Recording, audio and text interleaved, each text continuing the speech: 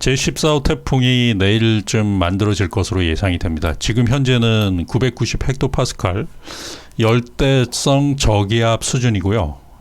명일은 한 970 헥토파스칼, 이제 태풍으로서 면모를 갖출 것으로 예상이 되고요. 그리고 현재는 일본 오키나와 타이완 동쪽에 위치하고 있어요. 14호 태풍 찬홈은 라오스에서 유래된 이름이고 라오스의 나무라고 합니다. 2015년도에도 찬홈이라는 태풍이 있었고요.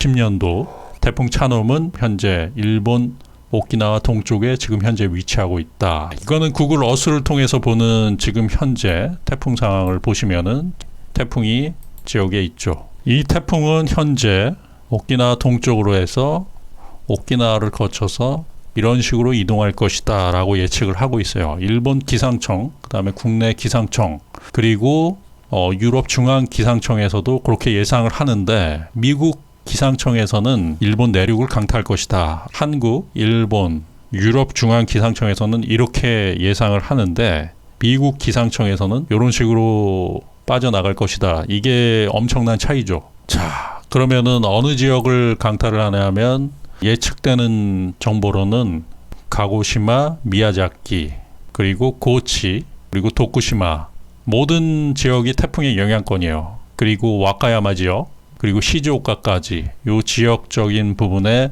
상당한 양의 비를 동반할 것이다 라고 예측을 하고 있습니다. 그러니까 일본 전역이 태풍 찬홈에 노출되어 있다라는 말씀을 드립니다. 국내는 부산 지역의 일부 한 50에서 60mm 정도의 비를 내릴 것으로 예상이 되고요. 그리고 큰 피해는 없을 것으로 예측이 됩니다. 태풍의 간접적인 바람과 비의 영향은 있을 수 있지만 50에서 60mm 정도면은 5일 평균으로 해서 그 정도면 많은 양의 비도 아니거든요. 일본 지역에서는 위험할 수 있는 태풍이에요. 왜 그러냐면 태풍이 발달되면서 미야자키라든지 이 고치 지역들, 그 다음에 도쿠시마 요 지역을 강타를 하기 때문에, 발달하면서 강타하는 부분이기 때문에 위험할 수 있다.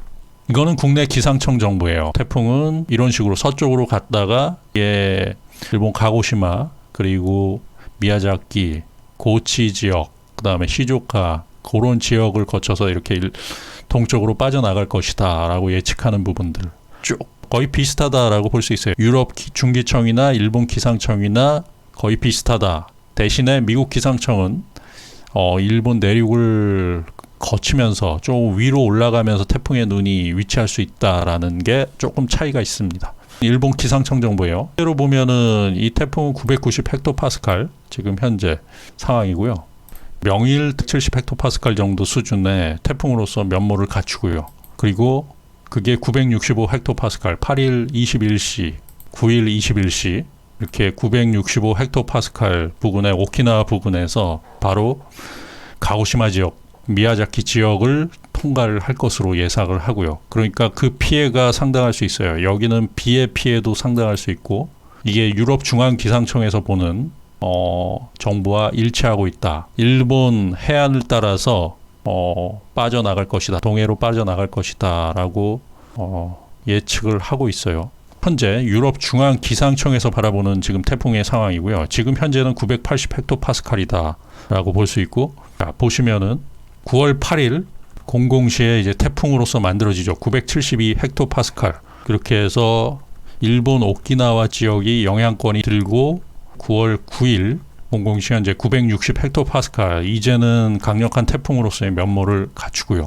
이렇게 올라오면서 태풍이 진행이 되면서 이게 일본 지역들, 이 가고시마라든지 미야자키 지역을 강타를 하기 때문에 상당히 위험할 수 있어요. 그렇게 해서 토요일 10일 06시 가고시마 지역에 상륙을 하고요. 그렇게 해서 미야자키, 그리고 고치 지역, 그리고 도쿠시마를 거쳐가지고 시조카 지역까지 이렇게 동해로 빠져나간다라는 예측을 하고 있고요.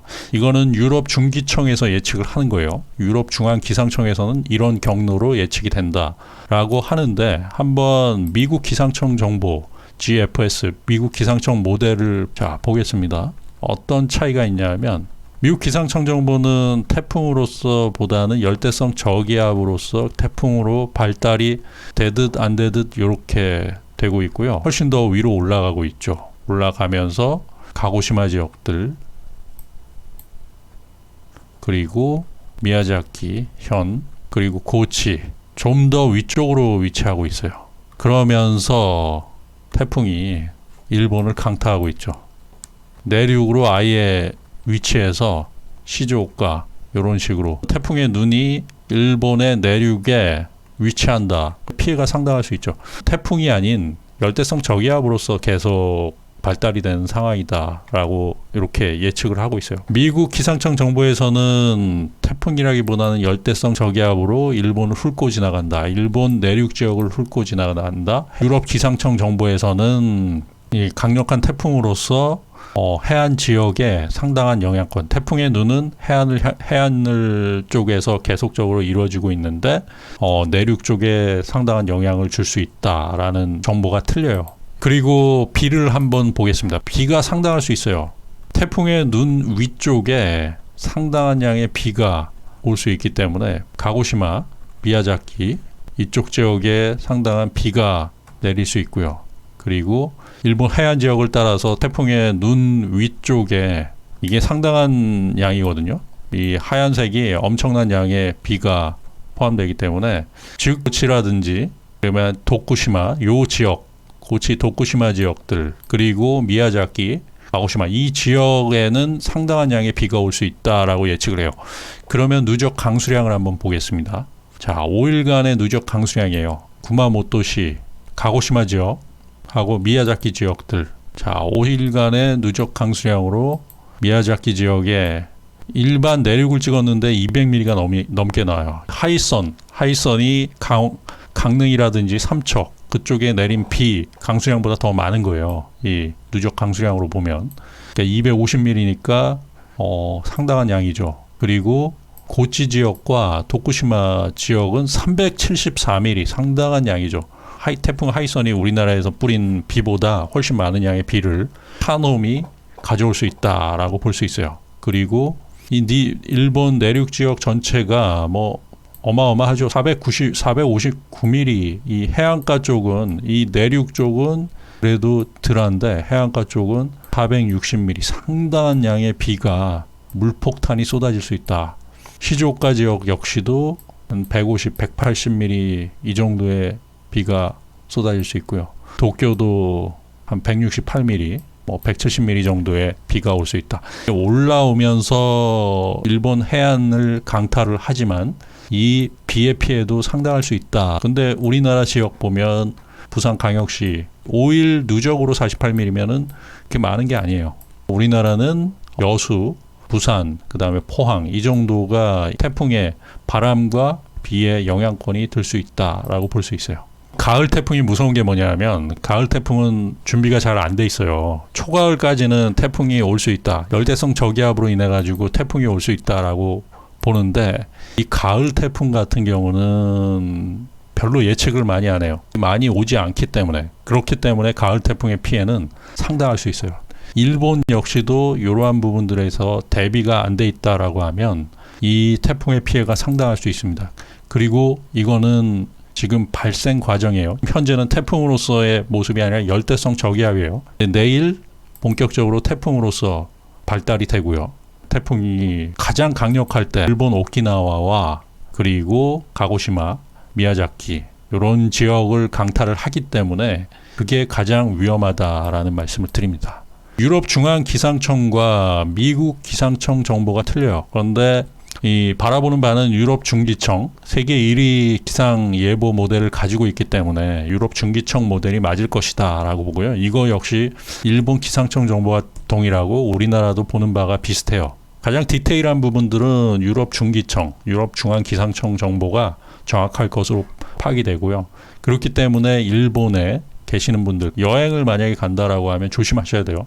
가고시마, 그 다음에 미야자키, 일본 전체적인 해안가를 타고 가기 때문에 상당히 조심하셔야 된다. 특히 가고시마, 미야자키, 고치, 도쿠시마 요 지역적인 부분에서는 풍이 올라오면서 그대로 치는 거예요. 그대로 치기 때문에 이 영향권으로 상당히 피해가 있을 수 있다라는 말씀을 드립니다. 이 태풍 차놈은 우리 뭐 하이선이라든지 그 태풍과는 좀 틀리죠.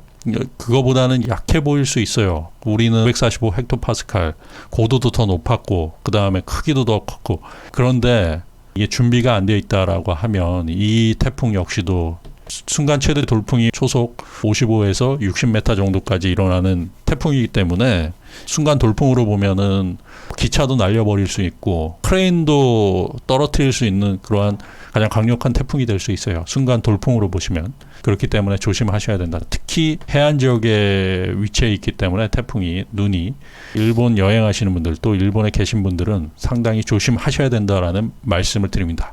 자, 오늘도 조금이나마 도움이 되었길 바랍니다. 위기는 반복돼요.